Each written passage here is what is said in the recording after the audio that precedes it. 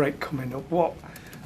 No, it's just the nature of the injury and the kind of issue in the back that it's a difficult one to kind of pin down in some ways, and especially time wise. So he's definitely improving, so that's a good thing, and we're just working towards that. Really, there's not much at this stage that I can give you anymore. Really.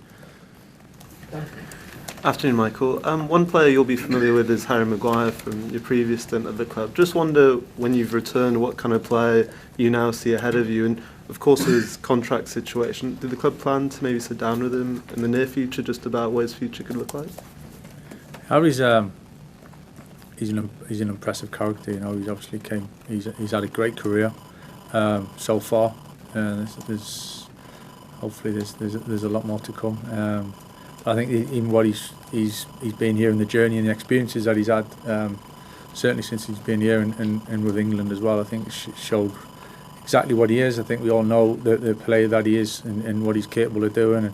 And again, the other night there, I thought he was fantastic. You know, experience helps in that. He certainly, his attributes help in that, and his character. You know, and his willingness to put himself out there, and he's really impressive at age, and he's been really important for us. Saw in a recent interview with your goalkeeper, Larmans, he was talking about one of the reasons why he feels there's been an upturn in form is the clarity of the messaging that's coming through to the players. Can you give us an insight into how you go about making sure that you convey to each player what it is you want from them?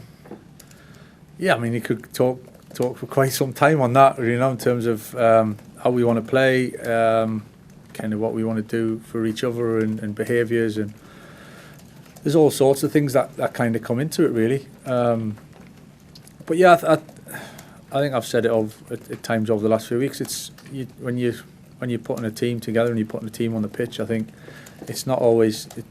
You try to make it as clear as you can. I think clarity is important. It doesn't necessarily mean that it's simple.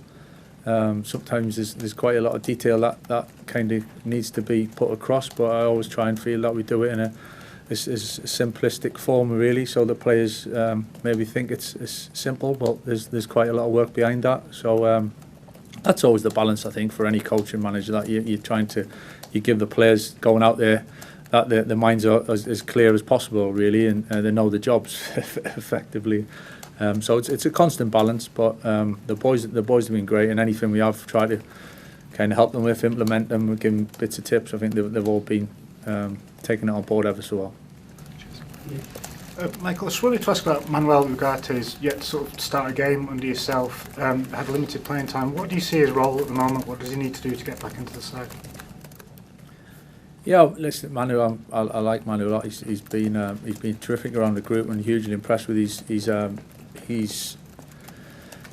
attitude and how he goes about it, and his training qualities, and he's got a lot of really good attributes, Manu. I think that it's when the team's winning, there's obviously a big upside to that. And there's always for the one or two boys that maybe haven't played so much. Obviously, it makes it a little bit tougher to get in the team. But I think that creates that competition as well in a real healthy way, that everyone's pushing each other. And Manu's obviously, you know, desperate to get on the pitch more, and he's doing everything he can in training, and he's a big part of the group. So I think it's just a case of the results and the boys playing so well that there's going to be times when we might need to change things and freshen things up, and certainly he's a big part of that. Paul? Michael, just another question on Harry. How much input will you have into that decision on whether he stays or goes? And in terms of his experience, I think you're going to lose Casemiro in the summer. That's a big lump of experience gone out of the squad. You know, how important is it to kind of keep that, you know, level of experience, that player that Harry's got, you know, that kind of in the future? Yeah, I think within the squad, I think there's always that balance. You know, you certainly want that younger potential and that excitement of developing players and helping players. You need that little sweet spot in the middle, I think, where players at the peak. I think you certainly need that within the group, and experience is massive. You know, it's hard to put a price on how kind of valuable that can be, and whether that's individuals, that's experience as a whole group. But yeah, Harry's as I've just said, he's gained an awful lot of experience in different ways through this club. So, and yeah, Castle leaving is another one experience, and it's something we got to obviously understand and what that means. Hi, Michael. The Champions League draw took place this morning. I'm sure you've probably got other things to do than pay too much attention to it at the moment, but does it feel strange being at this club all the time you've been here as a player? The Champions League's going on without United. It's happened fairly regularly over the last few years, certainly into the knockout stages. Does it feel different or wrong that this club isn't competing at that end of Europe consistently enough these days? Certainly where we want to be.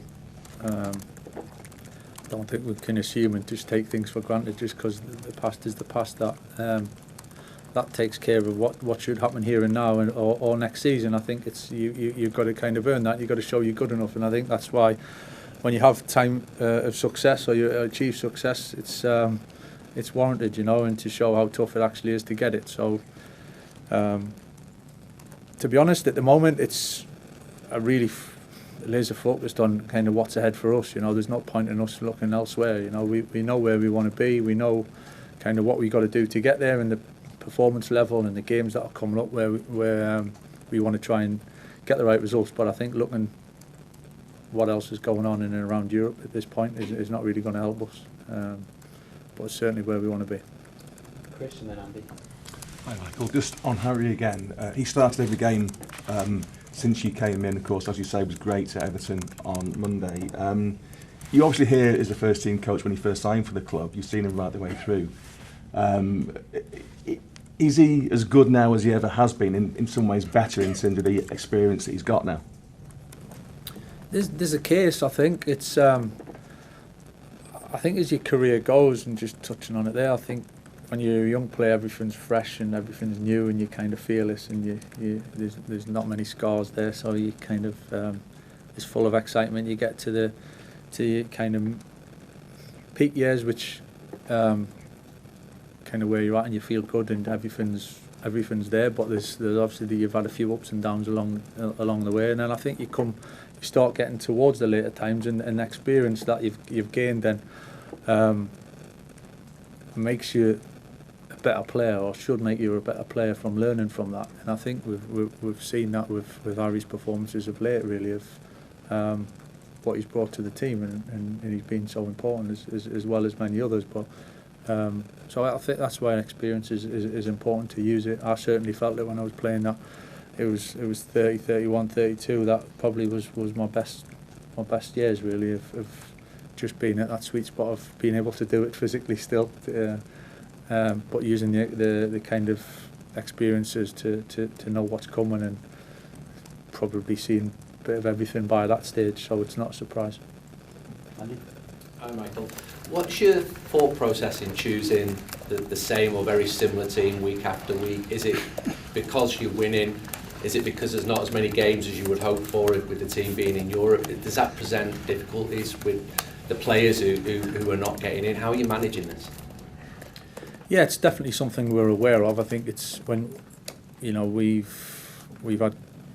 just had quite a big break and before the last game, and you know, when there's a lot more games, I think, in terms of squad and being rotations or having to change things for physical reasons or game to game, I think that comes into play. It's obviously the challenge of managing the group. Listen, there's huge positives to it, and you know, the results we've had in playing well, winning games mostly. I think that's the huge positive. But there's certainly a big awareness from me and the staff of how important everybody is in the group.